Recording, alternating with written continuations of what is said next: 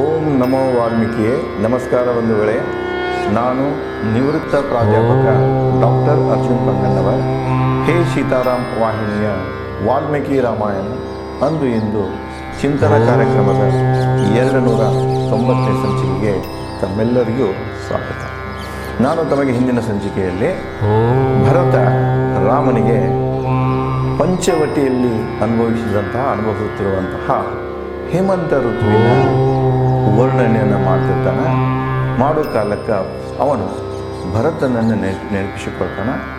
ಭರತ ಕೂಡ ಚಿತ್ರಕೂಟದಿಂದ ಅಯೋಧ್ಯೆಗೆ ಹೋಗೋ ಕಾಲಕ್ಕೆ ಅವನು ಕೂಡ ಸನ್ಯಾಸಿಯಾಗಿ ನಾನು ಜೀವನ ತೆಗಿತೀನಿ ಅಂತ ಹೇಳಿ ಅದನ್ನು ಹೇಳಿರ್ತಾನೆ.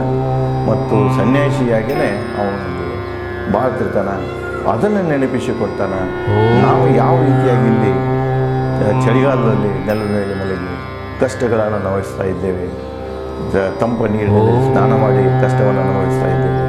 ಅದೇ ರೀತಿಯಾಗಿ ಭರತ ಕೂಡ ಕಷ್ಟಗಳನ್ನು ಅನುಭವಿಸುತ್ತಿದ್ದಾನೆ.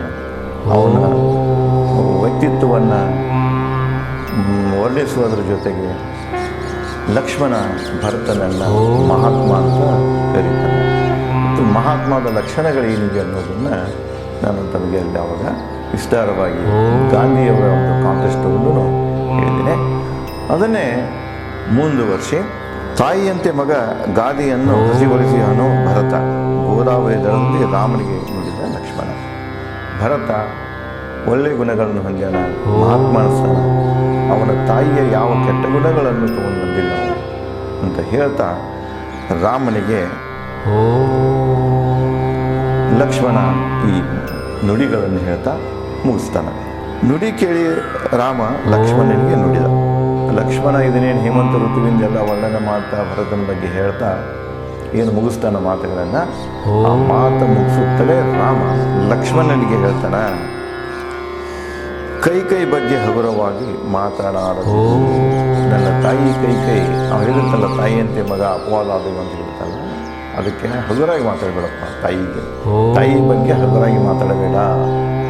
ಅವಳದೇನೂ ತಪ್ಪಿಲ್ಲ, ಅವಳ ವಾದ ಕೂಡ ಸರಿನೇ ಇದೆ. ಅದು ಮಗನಿಗೆ ಹಾಕಿಸು ಕೊಡೋದು ಸರಿನೇ, ಅದು ಆಕೆ ಕೇಳಿದ್ದೆಲ್ಲ ಸರಿನೇ ಇದೆ. ನಮ್ಮ ತಂದೆ ವಚನ ಕೊಟ್ಟದ್ದು ಸರಿ, ವಚನ ಪಾಲಿಸ್ಬೇಕಾದ್ರೂ ಸರಿ, ಏನೂ ತಪ್ಪಿಲ್ಲ. ಯಾಕೆ ಹಗುರಾಗಿ ಮಾತಾಡ್ತೀಯ?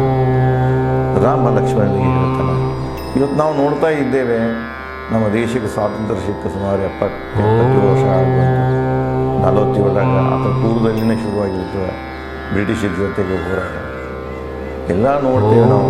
ಅವರು ತಮ್ಮ ಒಂದು ಆಲೋಚನೆಯಲ್ಲಿ, ವಿಚಾರದ ಶಕ್ತಿಯ ಚೌಕಟ್ಟಿನಲ್ಲಿ, ತಮ್ಮ ಸಾಮರ್ಥ್ಯದ ಚೌಕಟ್ಟಿನಲ್ಲಿ ಬ್ರಿಟಿಷರ ವಿರುದ್ಧ ಹೋರಾಟ ಮಾಡ್ಯಾರ. ಆದರೆ ಇವತ್ತಿನವರು, ಮುಖ್ಯವಾಗಿ ಈ 70 ನಂತರದ ದಶಕದಲ್ಲಿ ಹುಟ್ಟಿದಂಥ ಜನ, ಅವರು ಆ ಇತಿಹಾಸವನ್ನು ಓದಕ್ಕೂ ಹೋಗೋದಿಲ್ಲ. ಯಾರೋ ಕೇಳಿರ್ತಾರೆ ಏನೇನು ಮಾಡಿಕೊಂಡು. ಅಂಥವರ ಬಗ್ಗೆ, ದೇಶದ ಸ್ವಾತಂತ್ರ್ಯಕ್ಕಾಗಿ ಹೋರಾಡಿದವರ ಬಗ್ಗೆ ಅದೇ ಹಗುರವಾಗಿ ಮಾತಾಡ್ತಾರೆ. ಇವ್ರು ಇದ್ದಿದ್ರೆ ಬೆಳೆದಾಗ ಅವ್ರದ್ದೇನೋ ರೆಕ್ಟಿಫೈ ಮಾಡ್ತಿದ್ರೇನೋ ಅನ್ನೋಂಗೆ, ಇತಿಹಾಸನ ತಿಳಿಸ್ತಿದ್ರೇನೋ ಅನ್ನೋ ಅಂತ ಮಾತಾಡ್ತಾರೆ. ಅದಕ್ಕೆ ಯಾರ ಬಗ್ಗೆ ಮಾತಾಡಬೇಕಾಗಿದ್ರೆ ಆ ವ್ಯಕ್ತಿಯ ಬಗ್ಗೆ ಸಂಪೂರ್ಣವಾಗಿ ತಿಳಿದುಕೊಳ್ಳದೆ, ಸತ್ಯವನ್ನು ಅರಿಯದೆ, ಆ ವ್ಯಕ್ತಿಯ ಹಿಂದೆ ಅಡಗಿದಂಥ ಸತ್ಯವನ್ನು ಅರಿಯದೆ ಆ ವ್ಯಕ್ತಿಯ ವಿರುದ್ಧ ಹಗುರವಾಗಿ ಮಾತಾಡೋದು ಸರಿಯಲ್ಲ. ಅದು ಅವರ ಚಾರಿತ್ರ್ಯಹೀನತೆಯನ್ನು ತೋರಿಸ್ಕೊಡ್ತಿದೆ, ಬುದ್ಧಿಹೀನತೆಯನ್ನು ತೋರಿಸ್ಕೊಡ್ತಿದೆ. ಅದಕ್ಕೆ ಇವನು ಕೂಡ ಹೇಳ್ತಾನೆ, ನೋಡು, ತಾಯಿ ಬಗ್ಗೆ ಹಗುರವಾಗಿ ಮಾತಾಡಬೇಡ ಲಕ್ಷ್ಮಣ ಅಂತ ಹೇಳ್ತಾನೆ. ಮುಂದುವರೆದು, ವಚನದಂತೆ ನನ್ನ ಮನ ಅರಣ್ಯ ವಾಸದಲ್ಲಿ ಸ್ಥಿರವಿದೆ. ನಾನು ತಂದೆಗೆ ವಚನ ಕೊಟ್ಟು ಬಂದೆನ, 14 ವರ್ಷ ವನವಾಸ ಮುಗಿಸ್ಕೊಂಡು ಬರ್ತೀನಿ ಅಂತೇಳಿ. 14 ವರ್ಷ ವನವಾಸ ಆಗದನ್ನ ಅರಣ್ಯದಾಗ ಅದನೀಗ 10 ವರ್ಷ ಮುಗಿದು ಹೋಗ್ಯಾವ. ಉಳಿದದ್ದು ಇನ್ನೊಂದು 4 ವರ್ಷದಾವ. ನನ್ನ ಮನಸ್ಸು ಸ್ಥಿರವಾಗಿದೆ. ನಾನೆಂದೂ ಅರಣ್ಯದಲ್ಲಿ ನಾನು ದುಃಖದಿಂದ ಇದ್ದೇನೆ, ನನಗೆ ಕಷ್ಟ ಆಗ್ತಾ ಇದ್ದಾವ, ಇವೆಲ್ಲನೂ ಇವರ ಕೊಟ್ಟರು ಮಾತು ಏನೂ ಇಲ್ಲ, ನನಗೆ ಏನೂ ತೊಂದರೆ ಇಲ್ಲ. ನಾನು ಅಯೋಧ್ಯ ಬಿಡು ಕಾಲಕ್ಕೆ ನನ್ನ ಮನಸ್ಥಿತಿ ಹೇಗಿತ್ತೋ ಇವತ್ತು ಅರಣ್ಯದಲ್ಲಿ ಇದ್ದಾಗ ಅದೇ ಮನಸ್ಥಿತಿ ಇದೆ. ನನ್ನ ಮನಸ್ಸಿನಲ್ಲಿ ಏನೂ ಬದಲಾವಣೆ ಆಗಿಲ್ಲ. ಇದಕ್ಕೆ ಸನಾತನ.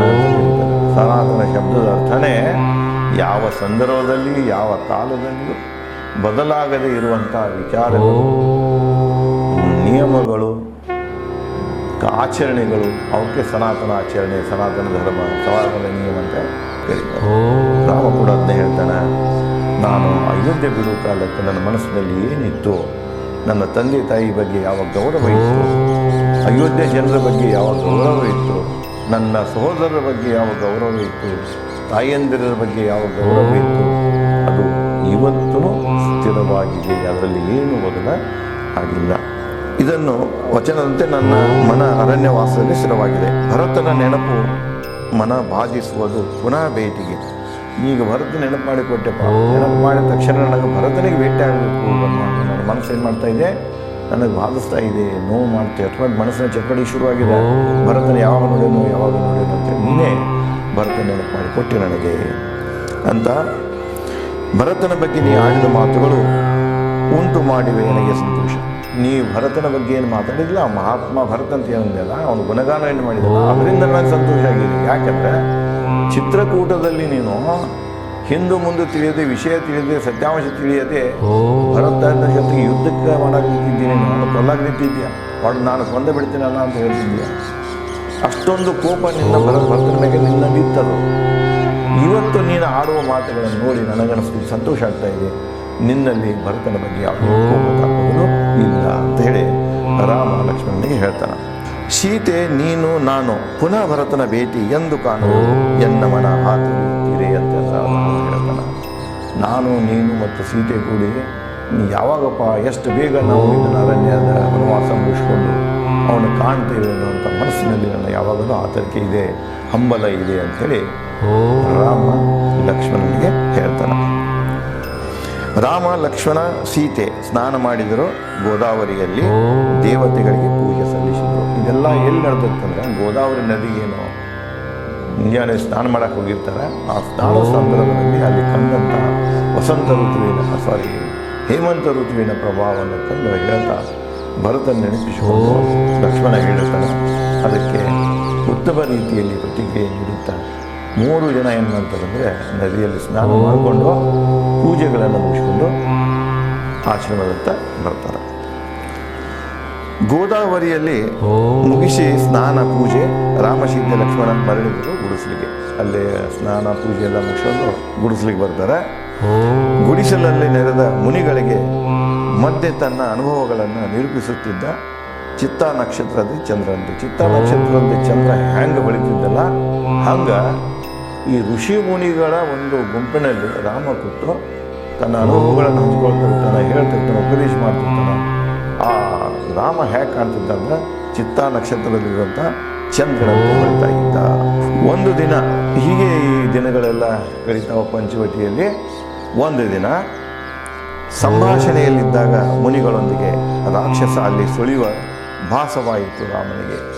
ಇದೇ ರೀತಿಯಾಗಿ ನಿತ್ಯ ಅವರು ಏನು ಮಾಡ್ತಿದ್ರು, ಗೋದಾವರಿಯಲ್ಲಿ ಹೋಗೋದು, ಸ್ನಾನ ಮಾಡೋದು, ಪೂಜೆ ಮಾಡ್ಕೊಂಡು ಬಂದು ಇಲ್ಲಿ ಗುಡಿಸಲಲ್ಲಿ ಈ ಕಡೆ ಮುನಿಗಳು ಕೂಡಿರ್ತಾರೆ. ಆ ಮುನಿಗಳ ಮಧ್ಯದಲ್ಲಿ ಉಪದೇಶ, ಚರ್ಚೆ ಇತ್ಯಾದಿಗಳನ್ನು ನಡೀತಾ ಇತ್ತು. ನಿತ್ಯ ಅವ್ರದ್ದೊಂದು ಚಟುವಟಿಕೆ ಆಗಿತ್ತು, ಕಾರ್ಯ ಆಗಿತ್ತು. ಮುಂದೆ ಒಂದು ದಿನ ಏನಾಗ್ತಿದೆ ಅಂದರೆ ಇದೇ ರೀತಿಯಾಗಿ ಸ್ನಾನ ಮುಗಿಸ್ಕೊಂಡು ಬಂದು ಋಷಿಮುನಿಗಳ ಜೊತೆಗೆ ಸಂವಾದ ನಡೆಸುವ ಕಾಲಕ್ಕೆ ರಾಮನಿಗೆ ಭಾಸವಾಗ್ತಿದೆ, ಇಲ್ಲಿ ಯಾರೋ ರಾಕ್ಷಸರು ನಮ್ಮ ಸುತ್ತಮುತ್ತ ಸುಳಿತಾ ಇದ್ದಾರೆ ಅನ್ನೋದನ್ನು ಅವನಿಗೆ ಅನುಭವ ಆಗ್ತಿದೆ, ಭಾಸವಾಗ್ತಿದೆ. 10 ತಲೆ ರಾವಣ ತಂಗಿ ಶೂರ್ಪಣಖ ಕಂಡಳು ರಾಮನ ರಮ್ಯ ದೃಶ್ಯ. ಅವಾಗಲ್ಲಿ ಅನುಭವ ಆಗ್ತಿರ್ತದಲ್ಲ, ಇಲ್ಲಿ 10 ತಲೆ ರಾವಣನ ತಂಗಿ ಶೂರ್ಪಣಖ ಅದೇ ಪ್ರದೇಶದಲ್ಲಿ ಬಂದಿರ್ತಾಳೆ. ಬಂದಾಗ ರಾಮ ಋಷಿಮುನಿಗಳ ಜೊತೆಗೆ ಸಂವಾದಕ್ಕೆ ಏನು ಕೂತಿರ್ತಾನಲ್ಲ, ಅವನ ತೇಜವನ್ನು, ಮೈಕಟ್ಟನ್ನು ನೋಡ್ತಾಳೆ, ಅವನ ಸೌಂದರ್ಯವನ್ನು ನೋಡ್ತಾಳೆ, ಅವನ ರಮ್ಯ ದೃಶ್ಯವನ್ನು ನೋಡ್ತಾಳೆ. ಅಲ್ಲಿ ಬಂದಿರ್ತಾಳೆ ಆಕೆ, ಯಾರು ಶೂರ್ಪಣಖ. ಕಂಡಳು ರಮ್ಯ ದೃಶ್ಯ, ತೇಜಮುಖ, ಅಜಾನುಬಾಹು, ಕಮಲಾಕ್ಷ, ಆನೆ ನಡಿಗೆ, ಮೃದು ಉಂಗುರ ಕೂದಲು, ನೀಲಿ ವರ್ಣ, ನೀಲಿ ಕಮಲ ವರ್ಣ, ಪ್ರೇಮ ದೇವತೆ ದೃಶ್ಯ. ರಾಮ ಶೂರ್ಪಣಖ ಹ್ಯಾಂಗ್ ಕಂಡ ನೋಡಿ. ಶೂರ್ಪಣಖ ದೃಷ್ಟಿಯಲ್ಲಿ ರಾಮನ ವ್ಯಕ್ತಿತ್ವ ಹೇಗಿತ್ತಂದ್ರೆ, ಮೊದಲು ಆಕೆ ಅವನ ದೇಹದ ಬಗ್ಗೆ ಹೇಳ್ತಾಳೆ. ತೇಜಮುಖ, ಮುಖದ ಕಾಂತಿ ಇರ್ತಿದೆ, ಹೊಳಿತಿರ್ತದೆ, ಮಿಲ್ತಿರ್ತದೆ. ಅಂದರೆ ಈ ಒಂದು ಕಾಂತಿ ಏನಿದೆಯಲ್ಲ, ಇದು ಕೇವಲ ಸನ್ಯಾಸಿಗಳಲ್ಲಿ ಇರ್ತಿದೆ. ಇವತ್ತಿನ ಸನ್ಯಾಸಿಗಳು ಏನು ಮಾಡ್ತಾರೆ ಅಂದರೆ ಬೀರು ಕುಡ್ತಿರ್ತಾರೋ, ಕೆಲವೊಂದು ಪೇಯಿಗಳನ್ನು ಕುಡಿಯೋದ್ರಿಂದ ಮುಖದ ಮ್ಯಾಗ ಕಾಂತಿ ಬರ್ತಿದೆ, ಅದನ್ನು ತರಿಸಲು ಈಗ ಅಡ್ಡದಾರಿ ಹಿಡಿದಿರ್ತಾರೆ. ರಾಮ ಏನು ಮಾಡಿರ್ತಾನೆ, ಅಲ್ಲಿ ಸನ್ಯಾಸಿ ಬದುಕನ್ನು ನಡೆಸಿರ್ತಾನೆ. ಅದಕ್ಕೆ ಮುಖದ ಮೇಲೆ ತೇಜ ಅಂತ ಕಾಣಿಸ್ತಿರ್ತದೆ. ಅಜಾನುಬಾಹು, ಅವನ ಬಾಹುಗಳೇನಿದ್ರೆ ಭಾಳ ಉದ್ದಿದ್ದು, ಅಜಾನುಬಾಹು ಇದ್ದವ. ಕಮಲಾಕ್ಷ, ಕಣ್ಣುಗಳು ಕಮಲದಂತಿದ್ವು. ಅವನು ನಡಿಗೆ ಆನೆ ನಡಿಗೆ ಅಂತ ನಡೀತಿದ್ದ. ನೋಡ್ರಿ, ಅಲ್ಲಿ ಭರತನ ನಡಿಗೆ ಸಿಂಹ ನಡಿಗೆ, ರಾಮನ ನಡಿಗೆ ಆನೆ ನಡಿಗೆ. ಆನೆ ನಡಿಗೆ ಮೃದು ಗುಂಗುರ ಕೂದಲು ಭಯಂಕರ ಮೃದು ಇದ್ದು, ಗುಂಗುರಿದ್ದು ಅವನು ಕೂದಲು. ರಾಮನ ಕೂದಲು ಹೇಗಿದ್ದಪ್ಪ ಅಂದ್ರೆ ಮೃದುನೂ ಇದ್ದು ಗುಂಗುರಿದ್ದು. ಇಲ್ಲಿ ನಾವು ಆಫ್ರಿಕನ್ಸ್ ನೋಡಿದಾಗ ಗುಂಗುರು ಕೂದಲು ಇರ್ತಾವ, ಭಾಳ ಹೊರಟಿರ್ತಾವ. ಈ ನಮ್ಮ ಕುರಿಚ ಇದನ್ನ ಹಿಡ್ದಂಗೆ ಆಗ್ತದೆ, ಕೂದಲ ಹಿಡ್ದಂಗೆ ಆಗ್ತದೆ. ಬಟ್ ರಾಮನ ಗುಂಗುರು ಕೂದಲು ಹಂಗಿರಾಕಿಲ್ಲ, ಭಾಳ ಮೃದು ಇದ್ದು ಅವನು. ಗುಂಗುರು ಕೂದಲು ಮೃದು, ನೀಲಿ ಕಮಲ ವರ್ಣ. ಅವನ ಮೈ ಹೆಂಗಿತ್ತಪ್ಪ, ನೀಲಿ ಶ್ಯಾಮ ವರ್ಣನ, ನೀಲಿ ಕಮಲ ವರ್ಣ. ಪ್ರೇಮ ದೇವತೆ ದೃಶ್ಯ. ರಾಮ ಹೆಂಗೆ ಕಾಣಿಸ್ತಿದ್ದಂದ್ರೆ ಪ್ರೇಮ ದೇವತೆ ಅಂದರೆ ಮನ್ಮಥನಂಗೆ ಕಾಣ್ತಿದ್ದ. ಯಾರಿಗೆ? ಶೂರ್ಪಣಖ.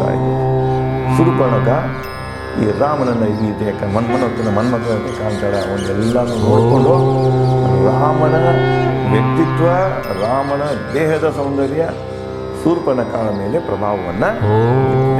ಇನ್ನು ಮುಂದೆ ಶೂರ್ಪಣಖ ಯಾವ ರೀತಿಯಾಗಿ ರಾಮನೊಂದಿಗೆ ನಡ್ಕೋತಾಳ, ಏನು ಘಟನೆ ಆಗ್ತಿದೆ ಅನ್ನೋದನ್ನು ನಾನು ತನಗೆ ಮುಂದಿನ ಸಂಚಿಕೆಯಲ್ಲಿ ಹಂಚಿಕೊಳ್ಳುತ್ತೇನೆ.